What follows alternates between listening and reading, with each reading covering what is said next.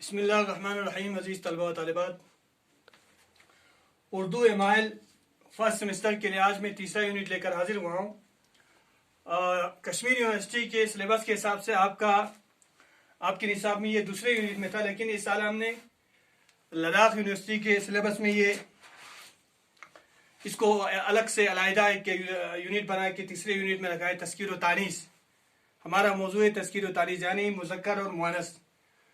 इसको जानबूझकर हमने इसलिए यूनिट बनाया क्योंकि हमारे यहाँ हमारे लद्दाखी, ख़ासकर लद्दाख के पुरगी, बल्ती और लद्दाखी ज़बानें बोलने वाले जो तलबा व तालिबात या हम जो लोग हैं, वो तज़कीर व तानीस के हवाले से हम बहुत कमज़ोर है। क्योंकि इसकी असल वजह यह है कि हमारी अपनी ज़बान में, मादरी ज़बान में, बल्ती, पुरगी या लद्दाखी में तज़कीर व तानीस का कोई निज़ाम ही नहीं है।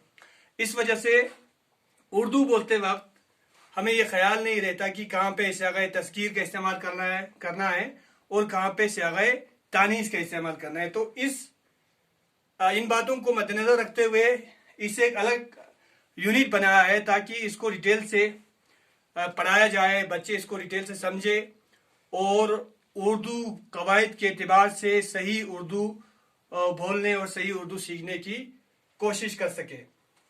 तो देखिए अजीज तलबा तालिबात, जैसे आपको मालूम है कि जिन्स के रूह से इस्म की दो किस्में हैं। मुज़क्कर जिसे तज़कीर भी कहते हैं, मुअन्नस जिसे तानीस भी कहते हैं। मुज़क्कर या मुअन्नस या तज़कीर और तानीस ये जिन्स के रूह से इस्म की दो किस्में हैं। आपको थोड़ा सा बोर्ड को आप जूम कर दीजिए ताकि बच्चों को अच्छी तरह नजर आए। अब मुज़क्कर क्या है? मुज़क्कर वो इस्म जो नर को जाहिर करे मुज़क्कर कहलाता है। अच्छा देखिए, यहाँ पे एक बात मैं आपको बताना चाहूंगा कि अल्लाह ताला ने इस कायनात में, इस पूरी दुनिया में हर चीज को जोड़ियों में पैदा किया है, नर और मादे के जरिए। तो इंसानी, न सिर्फ इंसानी बल्कि हर मखलूक की जिंदगी जो है इसी नर और मादे के जरिए दुनिया में कायम है। तो अल्लाह ताला का ये निज़ाम है, दुनिया का ये निज़ाम है कि नस्ल इंसानी या मखलूक़ात की जो नस्ल की जो बका है वो इन्हीं दो चीज़ों पर, नर और मादा पर मुनहसर है। तो नर के लिए उर्दू में जो जिस इस्म का इस्तेमाल होता है उसे हम मुज़क्कर कहते हैं, मसलन लड़का, घोड़ा, मुर्गा वगैरह। जबकि मुअन्नस जो है वो इस्म है जो मादा को जाहिर करे। मादा यानी नर फोचे और मादा जिसको हम अपनी जबान में मोचे कहते हैं, वो इस्म जो मादा को जाहिर करे, मसलन लड़की, घोड़ी, मुर्गी वगैरह। अब इसके अलावा उर्दू में जिन्स की दो किस्में और है। देखिए, जिन्स हकीकी और जिन्स गैर हकीकी। जिन्स हकीकी वो जिन्स जो जानदारों की दुनिया की जिन्स है, यानी जानदारों की दुनिया को हम जिनसी तौर पर तकसीम करता है। एक नर होता है और दूसरा नर के मुकाबले में मादा होती है। तो नर और मादा को हम जानदारों में तकसीम करते हैं, मसलन मर्द, औरत, लड़का, लड़की, बैल, गाय, बकरा, बकरी वगैरह। तो ये जिन्स हकीकी, नेचुरल जिन्स समझू। अब जिन्स गैर हकीकी, ये थोड़ा बहुत इसको हमें डिटेल में पढ़ना है। जिनसे गैर हकीकी क्या है? बेजान इस्मों की तज़कीर तानीस है जो फर्जी और समाई है, यानी बेजान चीजों में नर और मादा का सवाल ही पैदा नहीं होता। लेकिन उर्दू में मुश्किल ये है कि बेजान चीजें भी, बेजान अल्फाज भी, वो अल्फाज जो, वो एशिया, वो इस्म जो जान नहीं रखते हो, वो भी या तो मुज़क्कर है या मुअन्नस है। मसलन दवात, दही, दवात, कलम, कागज, किताब, घर वगैरह, तीर, कमान वगैरह, ये सब जो है ये ऐसी चीजें, ऐसी एशिया हैं जो बेजान हैं, लेकिन वो या तो उसको हम मुज़क्कर तस्वर करते हैं या मुअन्नस। तो इसे जिनसे गैर हकीकी कहते हैं, जिसमें नर के मुकाबले में मादा और मादा के मुकाबले में नर होने का सवाल ही पैदा नहीं होता।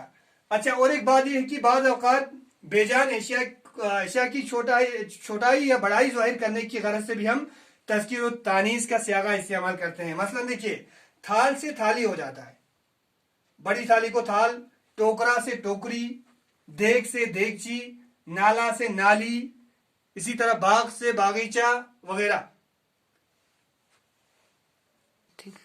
تو یہ تذکیر و تانیث کے حوالے سے کچھ مخصوص جو قاعدے ہیں ان کا ہم ذکر کرتے ہیں. آئیے بورڈ کو زوم کر دیجیے آپ. تو جانداروں کی تذکیر و تانیث کے متعلق چند مخصوص قاعدے ہیں, ان پہ ہم بات کرتے ہیں. دیکھیے سب سے پہلا ہے کہ اکثر ہندی الفاظ یعنی ہندی اور اردو کے الفاظ جن کے آخر میں الف ہو وہ عام طور پر مذکر ہوتے ہیں. اسی طرح اردو میں مستعمل جو ہے وہ عربی اور فارسی الفاظ جن کے آخر میں الف یا ہے ہو وہ عام طور پر مذکر ہوتے ہیں. دیکھیے جیسے ہندی اردو کے الفاظ ہے لڑکا, گھوڑا, بکرا, گدھا وغیرہ. ٹھیک ہے جی. اسی طرح فارسی کے مذکر الفاظ ہے کچھ, دیکھیے خدا, خواجہ, بندہ, شہنشاہ وغیرہ.